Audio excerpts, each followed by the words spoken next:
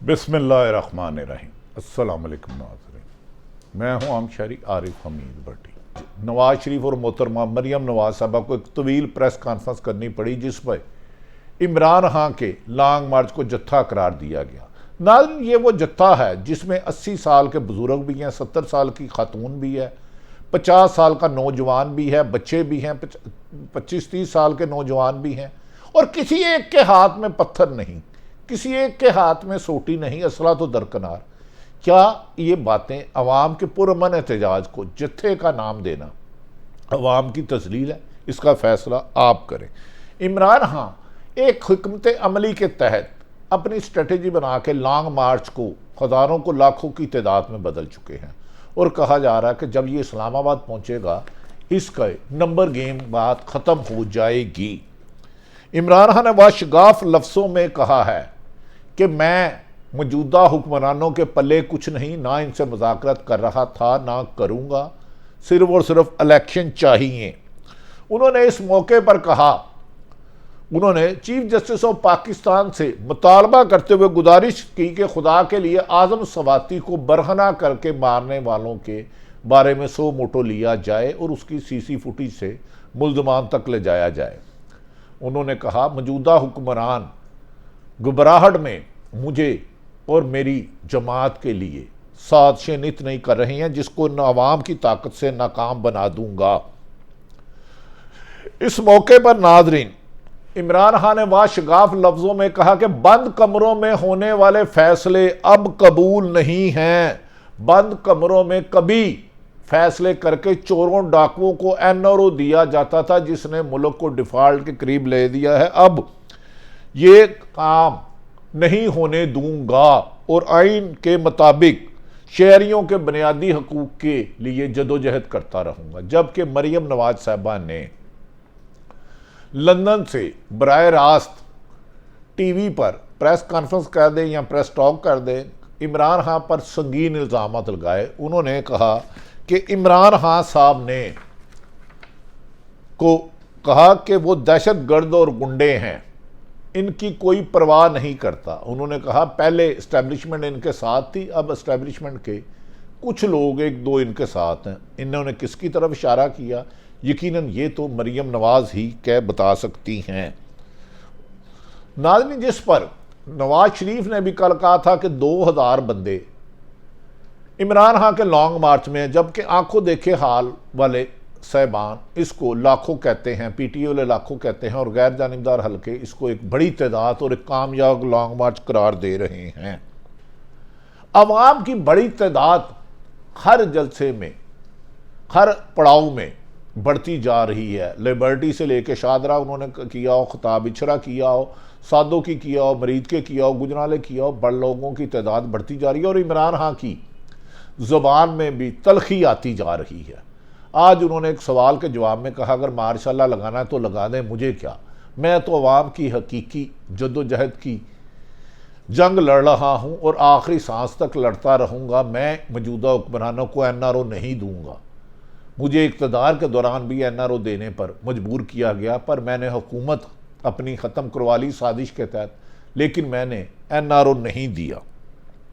नाज़रीन, अब साफ ज़ाहिर है कि इमरान खान किसी भी धमकी और धांधली और दहशत की वजह से पीछे हटने वाले नहीं हैं। जबकि इन्हीं दिनों में कहा जा रहा है कि नई आर्मी चीफ की भी तैनाती होनी है। ये एक लफ्ज़ बार बार मीडिया में नहीं आना चाहिए। आज 1 नवंबर है और गालबन 29 नवंबर को मोहतरम आर्मी चीफ कमर जावेद बाजवा साहब की रिटायरमेंट है एक्सटेंशन के बाद।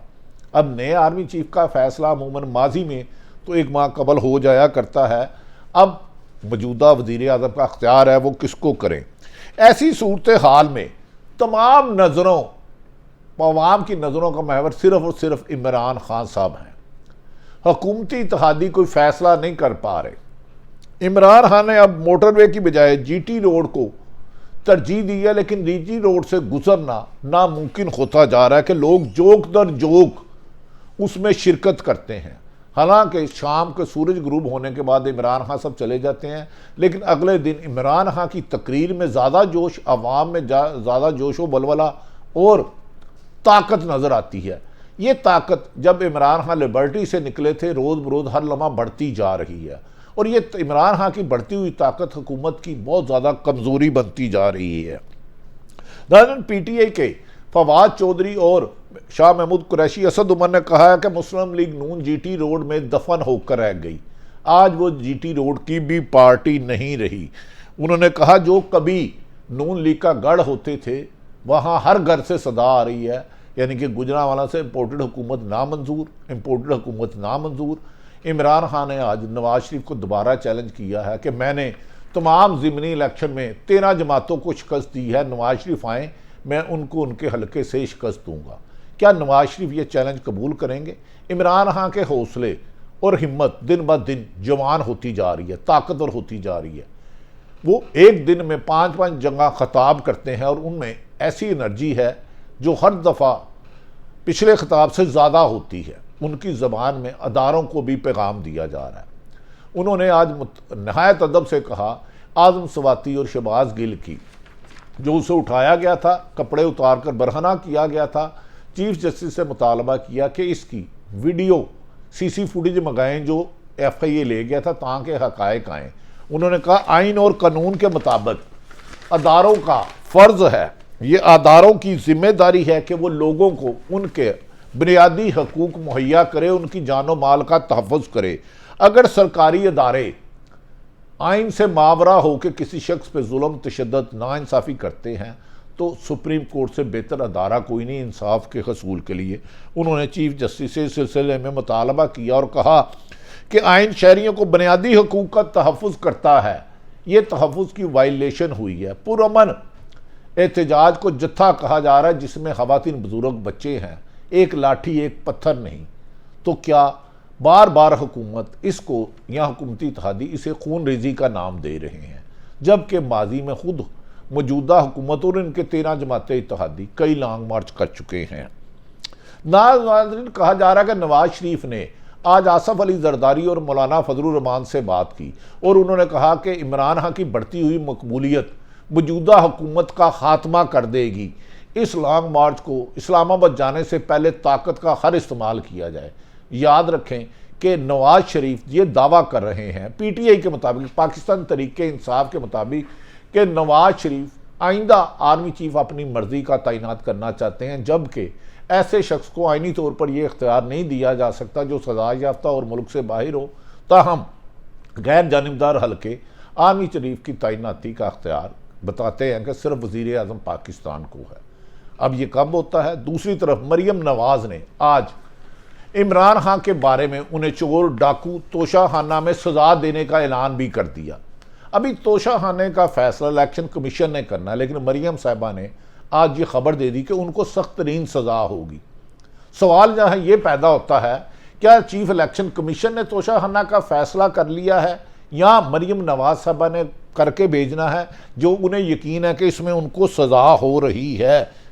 जबकि दूसरी तरफ अरशद शरीफ शहीद की वालदा ने हुकूमत की तरफ से बनाए गए कमीशन से इख्तलाफ करते हुए इसे मुस्तरद कर दिया है और हुकूमत से मुतालबा किया है कि अक़वाम मुत्तहिदा का कमीशन मुकर्रर किया जाए। उन्हें शहीद बेटे के इंसाफ चाहिए। क्या मौजूदा हुकूमत अरशद शरीफ के कत्ल होने वाले या कत्ल कराने वालों पर, जिसकी फैसल वाडा खुद PTV पे जिसको नशर किया करवाया गया, PTV पे नशर करवाया गया, उन्होंने कहा अरशद शरीफ शहीद की शहादत की, कत्ल की साजिश पाकिस्तान में हुई, और उन्होंने इसका इल्ज़ाम लगाया कि इमरान खान के 2 खास और 3 और लोग थे। अगर फैसल वाडा साहब को ये सारी मालूमात है तो इलेक्शन जो कमीशन बना है फौरी तौर पर उनको बुलाकर उन आदमियों के नाम लेकर तफ्तीश शुरू कर सकता है। ताहम उस पर अरशद शरीफ शहीद की वालदा ने मौजूदा कमीशन पर अदम एतमाद और सलमान इकबाल एयरवे के प्रेसिडेंट ने भी अदम एतमाद का इजहार किया है। उन्होंने कहा कि इसका सुप्रीम कोर्ट के जज साहबान की, हाज़र सर्विस साहबान की मौजूदगी में कमीशन बनाया जाए ताकि हक़ाइक़ अवाम के सामने रखें। याद रखें कि अयाज मीर पर लाहौर सूबाई दारुल हुकूमत में दुनिया अखबार के बाहर हमला हुआ था, उनके हमलावर आज तक नहीं पकड़े जा सके। इसी तरह समी इब्राहिम पर और सहाफ़ियों पर हुआ। पाकिस्तान में सहाफ़ियों पर ज़मीन तंग होती जा रही है, लोग मुल्क छोड़ने पर मजबूर हैं। साफ़ी तो एक मुकद्दस पेशा था, सिर्फ सच कहना। साफ़ी किसी जमात से वाबस्ता नहीं होता। हमारी हुकूमत से और अदारों से गुजारिश है, आप हमारे हैं। वज़ीर आज़म इमरान खान साहब हो, नवाज शरीफ साहब हों, शाह महमूद कुरैशी हों, यूसुफ रज़ा गिलानी हो, हमारे लिए सब काबिल एहतराम है, लेकिन सहाफ़त में रुकावटें और कदगन लगाने की रविश ख़त्म कर दें। यह आज़ादी सहाफ़त का सफ़र बड़ी मुश्किल से तय होता है, इसमें लातदाद कुर्बानियाँ हैं। सारे हक़ाइक़ आप तक रखे। इमरान खान का लॉन्ग मार्च जिस दिन इस्लामाबाद पहुँचेगा, मौजूदा हुकूमत बादिउल नज़र में रेत की दीवारों की तरह बिखर जाएगी। क्या होता है इसका ताहम अल्लाह बेहतर जानता है। इंतज़ार आप भी करें, हम भी करें। पाकिस्तान जिंदाबाद।